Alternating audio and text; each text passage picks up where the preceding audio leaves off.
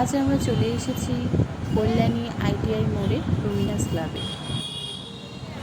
মণ্ডপটি তৈরি করা হচ্ছে ব্যাংককের একটি মন্দিরের আদলে।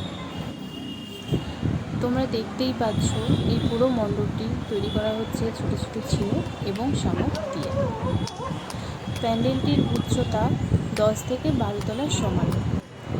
প্যান্ডেলটি এখনও পুরোপুরি তৈরি করা হয়নি। তোমরা যদি মহালয়ের পরে বা মহালয়ের দিন আসো তাহলে প্যান্ডেলটি পুরো কমপ্লিটলি দেখতে পারবে।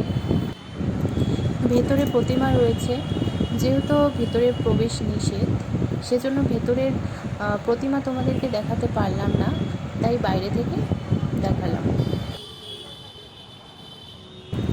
তো তোমরা দেখতেই পাচ্ছ যে এখন থেকেই প্রচুর মানুষ এসে ভিড় জমাচ্ছে, তাই তোমরা পুজোর সময় না এসে এখন বা মহালয়ের সময় এসে দেখতে পারো।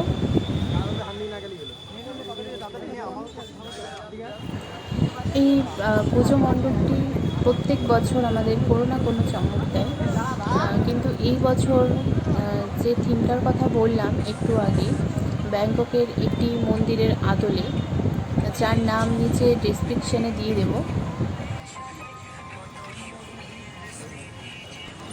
মণ্ডপটি পুরোপুরি তৈরি হয়ে গেলে তোমাদের ভিতরে গিয়ে দেখাবো।